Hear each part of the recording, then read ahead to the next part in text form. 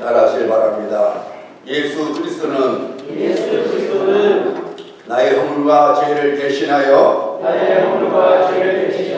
십자가에서 죽으시고 다시 살아나신 나의 주님이시요 나의 구주가 되십니다.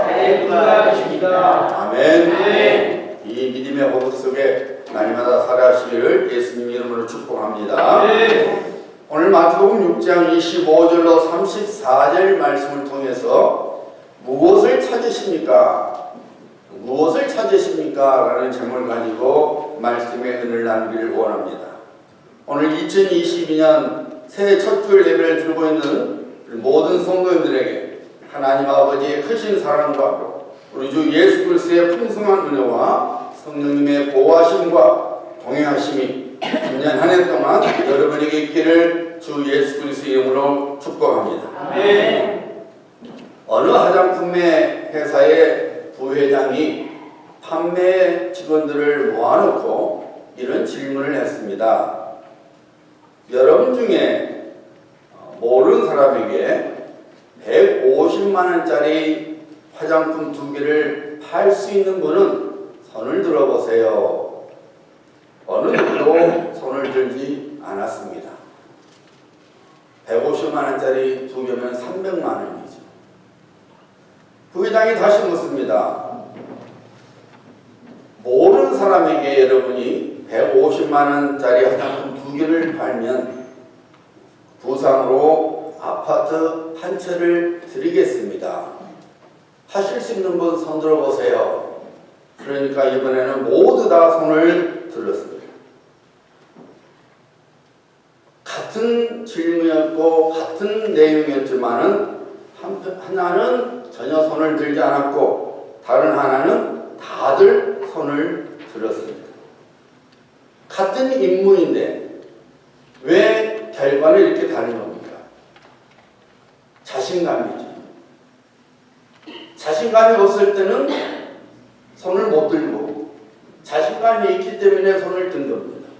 그러면 그날 모인 판매 사원들이 왜 자신감이 없다가 갑자기 자신감이 생겨서 손을 든 겁니까?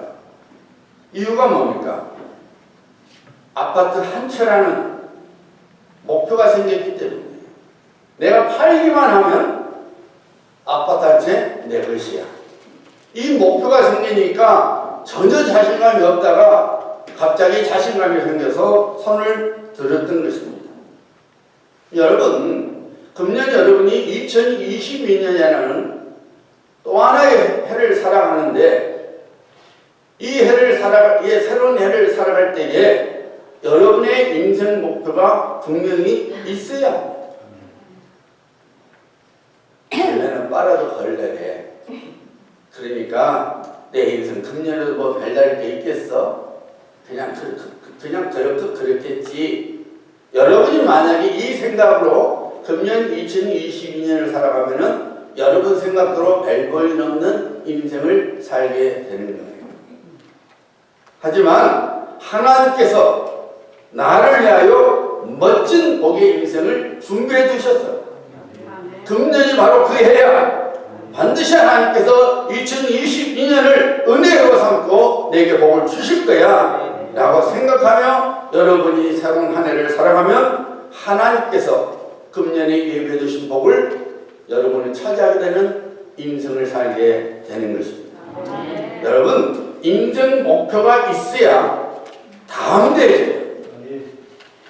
그런 말이 있죠. 인생은 그 사람의 삶의 자세에 달려있다. 자신감이 있으면, 다음감이 있으면 그 인생이 달라집니다. 목표가 있으면 열정이 솟아나죠. 눈빛이 반짝반짝 빛납니다. 여러분, 군인들, 일반 머린들하고 일반 군인 병사들은 벌써 눈부터 틀려요. 여러분이 한국에 보통 공수부대라고 해요. 그린벨 보면요 눈빛이 무서워요. 못 쳐다봐요. 얼마나 훈련을 혹독하게 시키고 해서 그리고 이 그린벨이라는 이 머리이라는 자부심을 심어주기 때문에 눈빛이 살아있어요. 일반 병사는 그런 거 없거든요. 그냥 여러분 눈처럼 제 눈처럼 별 볼 일 없어요. 봐도 그냥 별 볼 일 없어. 그런데 여러분 혹독한 훈련, 정말 이 살인병기로 키워진 사람들은 눈빛을 보면 살기가 있다. 그만큼 이 자세가 다르기 때문에 그렇죠. 이스라엘 각국파들이 가나안 땅을 정복하여 자신들의 기업으로 삼고자 했을 때에 어느 집파도 선뜻 헤브론 산지는 우리의 기업이다라고 말을 하지 않았어요. 왜냐하면 워낙 산세가 험하고 성벽이 견고할 뿐만 아니라 거기에는 용사들이 살고 있었기 때문이었습니다. 그런데 유다 지파 갈렙이 여호수아에게 이 산지를 내게 주소서라고 말했어요. 그때 갈렙의 나이가 80세였습니다.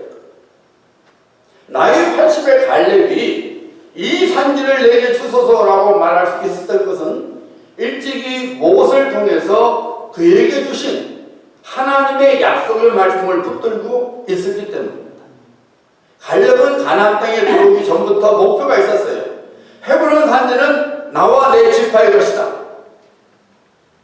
하나님께서 모세를 통해서 약속하셨어. 내 것이야. 우리 지파의 것이야. 그래서 가장 껄끄러운 싸움 상대가 거기에 있었음에도 불구하고, 그래서 다른 지파들은 눈치를 보고 있었지만은 나이 80의 갈렙은 당당히 나서서 헤브론 땅이 자기 것이라고, 자기 지파의 것이라고 선포를 한 것입니다. 그리고 그 땅을 기업으로 차지했습니다. 여러분, 우리가 그냥 인생 살아가는 거 아닙니다. 모든 인생에는 정해진 코스가 있어요. 그리고 그 코스대로 가야만이 잘 사는 인생이 되는 것이고, 그리고 그 인생의 가치가 결정되고 인생의 의미가 있게 되는 거예요. 예를 들어서 누군가가 법을 공부하면은 그 사람은 법에 관련된 일을 해야 되는 거죠. 검사가 되든지 판사가 되든지 변호사가 되든지 아니면 로펌 회사에 있어야 돼요. 법을 공부했으면서 햄버거 샵에서 일하면 안 되죠. 여러분, 남자가 사관학교 가게 됐으면은 군 간부가 되든지 아니면은 장군이 돼야 됩니다. 엘로 택시 운전하면 안 되죠. 제가 지금 직업의 귀천을 이야기하는 거 아닙니다. 내가 어떤 길을 가기로 정했으면은 그 길에 맞는 열매를 거둬야 된다, 그 말입니다. 그래야만이 잘 사는 인생이 되는 것이죠. 인생의 보람이 있는 것이죠. 인생의 가치가 있는 것이죠. 마찬가지로 여러분, 우리가 하나님의 백성으로서, 하나님의 자녀로서 걸어가야 할 코스가 있어요. 다시 말씀드리면은 신앙생활에 코스가 있다, 그 말입니다. 내가 그 신앙의 코스를 걸어갈 때에 하나님께서 예비하신 구원의 복을 차지하게 되고, 내가 그런 인생의 길을 걸어갈 때에 하나님께서 우리 인생 길목마다 예비해 두신 하나님의 복을 차지하게 되는 거예요. 여러분 경험해 보시겠지만은 우리가 인생을 믿음 생활할 때에 하나님께서 내게 이런 복을 주시겠구나 하고 우리가 예측할 수 있는 하나님의 복이 있어요. 그리고 하나님께서 그 복을 주십니다. 그런데 그런 우리가 예측할 수 있는 하나님의 복들이 있는가 하면은 우리가 전혀 예측할 수 없는, 소위 우리가 말하는 서프라이즈 하는 하나님의 복들이 많이 있습니다. 전혀 내가 생각해도 안 했는데, 내가 전혀 기대하지도 않았는데 하나님께서는 서프라이즈 하면서 놀라운 복들을 우리에게 안겨주십니다. 목사님 무슨 말인지 모르겠는데요, 죄송합니다. 참 여러분들은 신앙생활 잘못하고 있는 거예요. 정말로 하나님을 나의 소망으로 삼고 살아가면 내 능력 밖에 하나님의 복이 임해요. 내가 전혀 생각하지 못했던 하나님의 복이 기가 막힌 방법으로 내게 찾아와요. 왜요? 우리 하나님이 전능하신 하나님이시고 우리에게 모든 것을 주시기를 기뻐하시는 하나님이기 때문에 인생 길목마다 서프라이즈를 시켜주신 분이 우리 하나님이십니다. 이런 하나님의 복을 찾아오자 한다면은 우리가 걸어야 할 길을 걸어가야 되는 거예요. 신앙생활의 신앙의 코스를 걸어가야 된다 그 말입니다. 금년에 여러분이 2022년을 살아갈 때 한 해가 또 왔구나, 아이고 또 한 살 먹었구나, 또 늙었구나, 이것이 아니라 하나님께서 내 생명을 연장시켜 주시고 2022년 한 해를 줬는데 내가 어떻게 살아갈까? 내가 금년에 어떻게 믿음 생활할까? 내가 어떻게 신앙생활을 할까? 내가 어떻게 교회생활을 할까? 그래서 하나님의 구원을 내가 차지하고 하나의 공을 차지하고 신앙의 감격과 기쁨을 누릴 수 있을까? 목표를 생각해야 된다 그 말입니다. 하나님이 원하시는, 그리고 내가 걸어야 할 믿음의 길을 걸어가야 된다 그 말입니다. 정해진 신앙의 코스를 걸어가야 되는 것입니다. 여러분 2022년 금년 새해를 살아갈 때에 여러분이 성도요 하나님의 자녀라는 신분을 절대로 잃지 말아야 합니다. 어떻게 사는 것이 하나님의 자녀답게 사는 것인지 우리 예수님께서 오늘 본문 말씀을 통해서 가르쳐 주시고 있습니다. 자, 32절 보시기 바랍니다.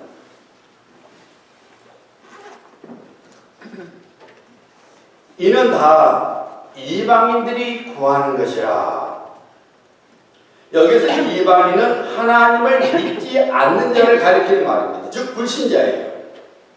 여러분 불신자들은 무엇을 찾고 있는지 우리 예수께서 말씀하시죠. 불신자들이 찾고 있는 내용, 불신자들의 인생 목표가 오늘 본문 말씀 31절에 나오죠. 무엇을 먹을까? 무엇을 마실까? 무엇을 입을까요? 오직 육신의 만족만을 위한 목표입니다. 오직 이 세상의 삶만을 위하여 목표로 삼는 인생이에요.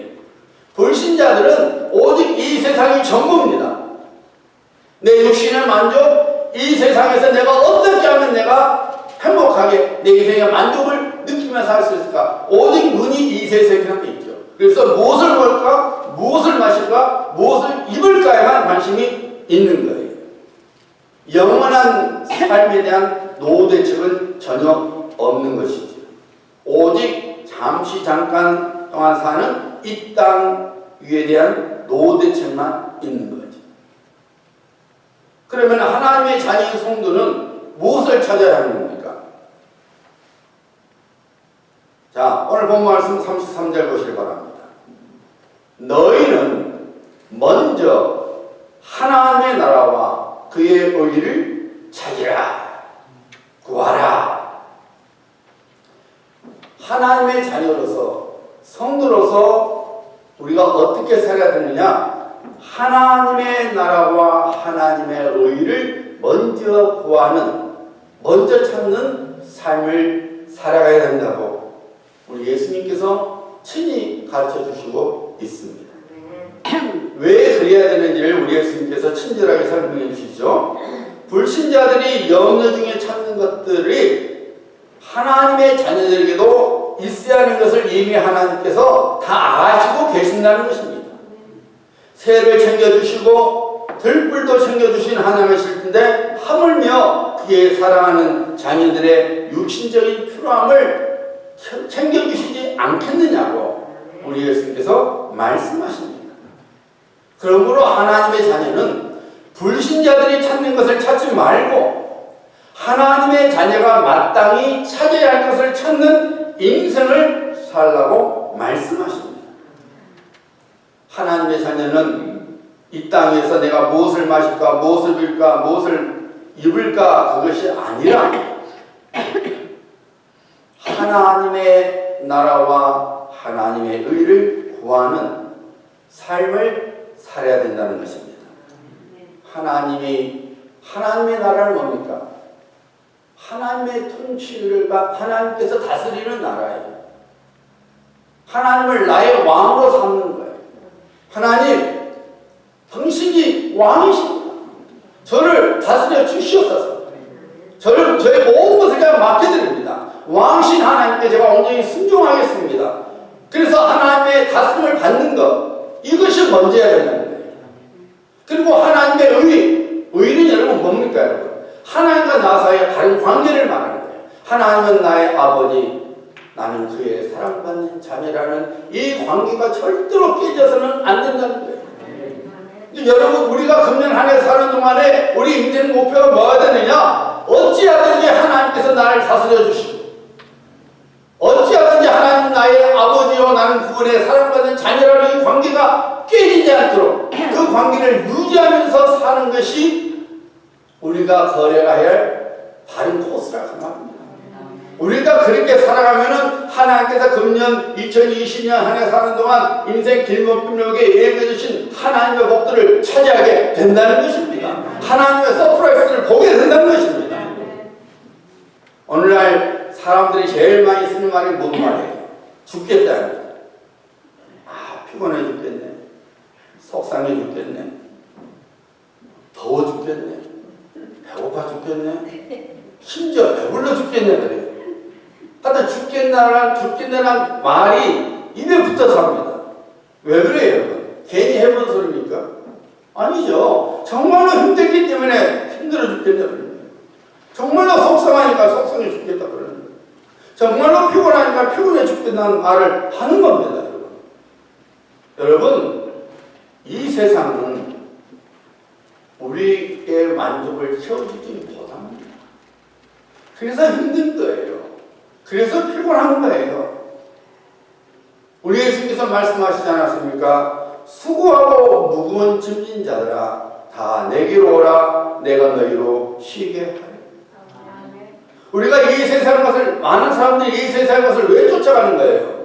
그것을 잡으면 내가 행복할 수 있을 것 같고, 그것을 붙들면 내가 만족할 수 있을 것 같으니까 이 세상에 무언가를 열심히 쫓아가는 거예요. 하지만 아니니까, 그것이 아니니까 피곤하고 속상하고 힘들기 때문에 죽겠단 말을 하는 겁니다.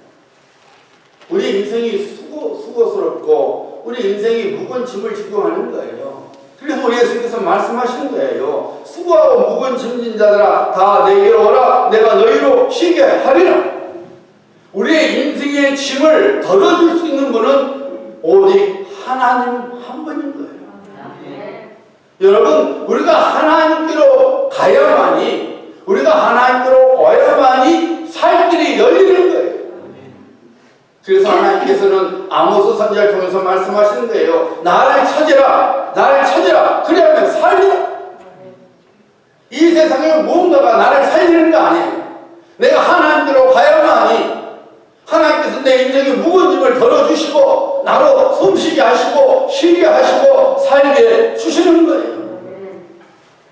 오늘 많은 사람들이 죽음과 함께 살아갑니다. 우리가 봤을 때는 죽을 이유가 없는 것 같은데 죽습니다. 대기업 회장들이 스스로 목숨을 끊습니다. 인기를 한 몸에 받은 사람들도 스스로 죽음을 택합니다. 권력을 가진 자도 스스로 생명을 끊습니다. 돈이 없어 죽은 것이 아니에요. 권세나 명예가 없어서 죽음을 택한 것이 아니에요. 배우자가 없거나 자식이 없어서 죽음을 택한 것이 아닙니다. 죽어요. 미국도 마찬가지지만 우리 한국에 사는 청소년들은 왕따 문제로 그리고 학교 내 폭력 문제로 고통을 많이 당하고 있죠. 한 중학교 학생이 동네 학생들로부터 폭력을 견디다 못해서 스스로 생명을 끊어버렸어요. 그 학생의 엄마는 중학교 교사였어요. 아버지도 있었어요. 형도 있었어요. 그런데 그만 그 중학생은 나쁜 친구들의 학폭을 감당하지 못하고 스스로 생명을 끊어버렸습니다. 얼마나 안타까운 일인지 모르죠. 우리 한국 사회가 얼마나 오염됐는지 중학생뿐만 아니라 이제는 초등학생들까지 성폭력이 일어나고 있어요. 여러분 왜 그런지 아세요? 로마서 1장 28절에 왜 이 세상이 악한지 답이 나옵니다. 그들이 마음에 하나님 보기를 싫어하며 하나님께서 그들을 그 성실한 마음으로 내버려 두사 합당하지 못한 일을 하게 하셨으니 그 모든 불의, 추악, 탐욕, 악의가 가득한 자요 시기 살인, 분쟁, 사기, 악독이 가득한 자요, 수근수근한 자요, 비방하는 자요. 사람들이 각자 마음속에 하나님이 누구를 싫어하니까 악한 마귀의 포로가 되어서 온갖 불의와 악한 짓과 온갖 못된 짓을 다 행한다고 말합니다. 이것이 이 세상이에요. 우리가 이런 세상 속에서 살아가고 있는 겁니다. 이 세상은 문이 넓고 길이 넓은 것 같아서 쉴 곳도 많고 숨을 곳도 많은 것 같지만 실상은 이 세상에서는 숨을 곳도 쉴 곳도 없습니다. 오직 악이만이 가득 차서 우리 인생을 무너뜨리고 마는 겁니다. 아버지를 떠난 탕자들처럼 나는 죽어 죽는구나 라고 말할 수밖에 없는 것이 이 세상이에요. 이런 세상에 살고 있는 우리들이 우리의 구원자 되시는 하나님께로 와야만이 사는 거예요. 하나님께서 우리를 살려주시는 거예요. 말레이시아 선교사로 활동하고 있는 이승희 선교사님의 간증입니다. 이승희 선교사님은 경주 양동 출신입니다. 경주 양동은 우리나라에서 몇 손가락 안에 꼽히는 양반마을로 대한민국이 지정한 민속마을입니다. 가면은 몇백 명 된 웅장한 그 옛날 고택들이 가득해 있습니다. 이승희 선교사님 집은 역시 양반 가문으로 아주 유교적 가풍이 굉장히 심했답니다. 그래서 이승희 선교사님이 초등학교 다닐 때 교회를 가면은 그냥 어른들이 막 욕을 하고 매질을 했다는 거예요. 감히 네가 우리 집안을 망할 일이 있냐? 왜 서양 귀신을 믿느냐? 하면서 교회만 가면은 그냥 그렇게 온갖 나쁜 걸 해대고 매질을 했다는 거예요. 그래도 이승희 선교사님은 초등학생에도 불구하고 예수 그리스도를 믿는 믿음을 놓치지 않고 그렇게 욕을 해대고 매질을 해도 매일 예배생활을 하면서 예수를 믿고 살았답니다. 하루는 중학교 다니는 남동생이 아야 하더니 그냥 다 죽어가는 겁니다. 그 집이 종갓집이었대요. 한국은 종갓집의 장소는 대단합니다. 우리 나이 드신 분들은 막 아들 했었더라고요. 우리 돌아가신 하늘나라 가신 우리 김명희 권사님 딸이 아무리 있어도 아들만 챙기시더라고요. 옛날 분은 그래요. 아들이 있어야 돼. 지금 보면은 아들 다 소용없어. 딸이 최고더만. 그래도 나이 드신 분들은 집을 이어가겠다고 막 감을 이어가니까 아들 하더라고요. 종갓집이에요. 장손이니 얼마나 그 아들이 귀하겠어요. 그러니까 대한민국은 좋다는 병원은 다 다녀봤는데 안 나와요. 죽어가는 거예요. 의사들한 말이 안 됩니다. 몸뚱이도 모르겠고 소망이 없습니다. 가망이 없습니다. 그러니 온 집안이 습득발치 되는 거죠. 맨날 어른들이 눈만 뜨면 왜? 장손이 손이 끊어지게 생겼습니까? 그래서 이승희 선교사님이 할아버지한테 할아버지 예수님 믿으면 동생 살아요. 손자 살아요. 예수님 믿으세요. 그러니까 할아버지가 다른 데 같으면은 난리 칠 텐데 손자가 지금 죽어가고 있으니까 귀가 솔깃한 거예요. 살다 그러니까. 그래? 그럼 살려주면 내가 예수님 믿을게. 예수님 성경에 그랬대요. 할아버지 예수님을 그렇게 믿는 거 아니에요. 먼저 할아버지가 교회 가셔서 예수님 믿어야 해요. 그러면 예수님이 고쳐주세요. 할아버지가 고민을 하더래요. 그 다음 날 선녀인 예수님 성경에 그랬대요. 내가 조상들보다는 손자를 살려야겠다. 네, 교회 가마. 집안 어린 할아버지가 교회 가자 하면은 밑에 있는 사람은 다 따라가게 되는 거죠. 감히 누가 대꾸를 해요. 가야 그런데 그렇게 해서 온 집안이 예수님을 믿게 되었습니다. 당연히 하나님께서 이수희 선생님 남동생을 살려주시고 지금은 목사가 되어서 하나님을 섬기고 있습니다. 여러분, 하나님께로 와야만이 사는 길이 열립니다. 여러분, 왜 교회에 오시는 거예요? 뭐 때문에 여러분 교회에 오십니까? 안 오면 뭔가 불안해서요? 아니면 사람이라도 만나서 수다를 떨고 좀 위로를 받고 싶었습니까? 여러분, 우리 노율말교 성도는 분명히 아셔야 됩니다. 교회는 하나님의 집입니다. 그러므로 교회 와서 하나님을 만나야 돼요. 여러분이 오늘 왜 예배드리러 와야 돼요? 다른 거 아니에요. 예배를 통해서 하나님 만나야 돼요. 하나님 은혜를 받아야 돼요. 하나님의 음성을 들어야 합니다. 하나님을 만나야지 생명의 복이 주어집니다. 하나님을 만나야만이 저주와 질병이 끊어집니다. 하나님을 만나야만이 인생이 회복되는 것을 믿으시길 바랍니다. 하나님의 나라가 우리 각자 신명속에, 우리 가정에, 우리 직장과 우리 생업터에, 그리고 우리 교회에 이루어져야 합니다. 우리가 하나님과 바른 관계 속에서 살아가야 합니다. 그래야만 죽겠네 인생이 아니라 살겠네 인생으로 바꾸어지는 겁니다. 여러분, 금년 한 해 사는 동안에 어떤 목표를 정하시렵니까? 아파트 한 채입니까? 아닙니다.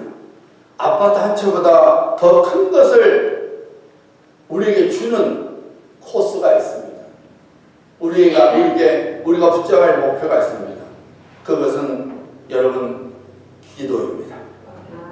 금년에 여러분이 신앙 목표를 정할 때에 하나님, 제가 기도하는 사람이 되겠습니다. 이 목표가 있어야 합니다. 여러분, 하나님의 신실하신 약속의 말씀을 믿고 기도해야 합니다.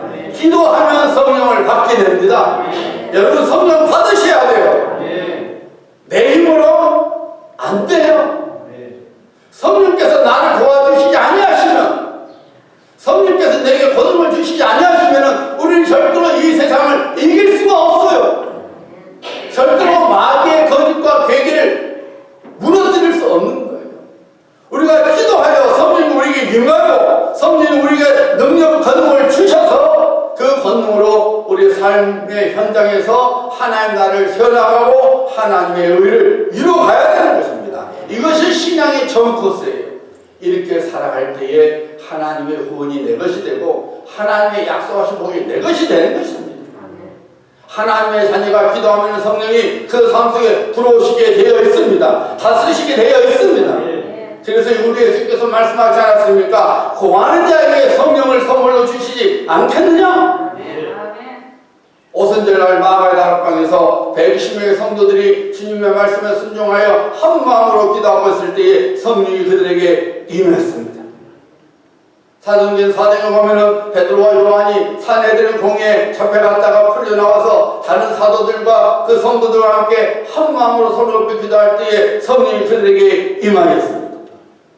사마리아 교회에 복음이 들어갔다는 말을 듣고 베드로와 요한이 가서 그들을 위하여 기도할 때에 성령이 그들에게 임했습니다. 사도 바울이 예배소 만난 성도들에게 기도하니까 그들의 성령의 충만함을 입었습니다. 여러분, 성도는 기도해야 합니다. 아멘. 성도가 기도할 때에 성령을 받습니다. 아멘. 우리 안에 계신 성령의 다스림을 받게 하는 것이 기도라고 말입니다. 아멘. 성령이 우리에게 임하시면은 약속하신 대로 권능이 우리에게 부어지는 것입니다. 아멘. 성령이 역사할 때에 우리 안에는 허물과 죄를 보게 되고 회개하게 되는 것입니다. 식어진 믿음의 불이 활활 타오르게 되는 것입니다. 죽어가는 우리 신앙이 살아나는 것입니다. 우리 마음속에 빛을 비춰주셔서 다시 소망을 갖게 하시고, 그래서 담대함과 인내함으로 우리의 믿음의 길을 달려가게 해 주는 것입니다. 여러분, 차를 타다가 건물목에 서보신 적이 있어요? 기차가 지나가면 멈춰야 되잖아요. 한 번은 한복판이 몇 개나 되는지 세봤어요. 세다가 잊어버렸어요. 얼마나 긴지 잊어버렸어요. 근데 여러분, 그 화물 칸마다 엔진이 있습니까? 없어요. 제일 앞에 그 화물차에만 엔진이 있습니다. 나머지는 다 이인소로 연결되어 있죠. 제일 앞에는 화물차 힘에 따라서 그 많은 화물칸이 다 같이 가는 거예요. 우리 신앙생활도 마찬가지입니다. 우리 한 사람 한 사람 보면은 참 별볼일 없어요. 알잖아요. 금세 마음에 현해서 내가 기도해봐야지. 금세 마음에 그냥 먼 기도, 다른 일에 푹 빠져있어요. 내가 좀 하나님 말씀대로 내가 말씀 열심히 읽어봐야지 해놓고도 작심삼초라 3일도 아니에요. 요즘은 3초에 말씀 안 봐요. 우리 힘으로 안 돼요. 우리 능력으로 안 돼요. 나의 힘으로도 안 되고 나의 능력으로 되는 것이 아닙니다. 오직 성령이 하나님의 능력으로 되는 것을 믿으시길 바랍니다. 여러분, 성령께서 우리에게 파워를 주셔서 성령 주신 파워로 우리가 가는 거예요. 믿음의 길을 걸어가는 거예요. 믿음의 내일을 우리가 달려가는 겁니다. 그러므로 우리는 성령을 받아야 돼요. 성령의 다스림을 받아야 됩니다. 그러기 위해서는 기도해야 합니다. 하나님의 약속대로 성령을 선물로 받게 됩니다. 지금은 은퇴하신 이재철 목사님이 이런 글을 쓰는 걸 제가 본 적이 있어요. 한 번은 직장 모임 성경 공부를 인도한 적이 있었답니다. 근데 그 직장 모임 성경 공부에 온 사람 중에 한 사람이 직장암에 걸렸더래요. 그런데 놀랍게도 성경 공부를 같이 하면서 같이 기도하는 중에 그 직장암에 걸린 사람이 나은 거예요. 놀라운 일이 일어난 거예요. 그런데 이재철 목사님 하시는 말씀이 더 깜짝 놀랄 일이 생겼대요. 그게 뭐냐? 직장암을 딱 고쳐봤더니 자기가 살고 있는 아내와 이혼을 하고 숨겨둔 여자와 살림을 차리더라는 거죠. 이재철 목사님이 기가 막혀서 놀랐대요. 직장암을 고쳐준 것이 놀란 것이 아니라 하나님께서 고쳐주시니까. 병원도 성된 걸 하나님 고쳐주셨는데 고쳐봤더니 멀쩡한 부인과 이혼하고 숨겨놓은 여인과 살더라는 것입니다. 원한 대학교 가기 위해서 입시 공부 중에서도 그렇게 열심히 새벽자단을 쌓아서 하나님의 도우심으로 대학교 들어갔더니 원한 대학에 들어갔더니 그때부터는 교회 발을 끊어버립니다. 하나님께서 은혜를 베푸셔서 물질의 복을 주셨더니 물질의 복으로 자기들 섬기는 데만 급급합니다. 하나님께 드리는 것은 벌벌벌 떨면서 자녀에게는 지나칠 정도로 펑펑 낭비를 합니다.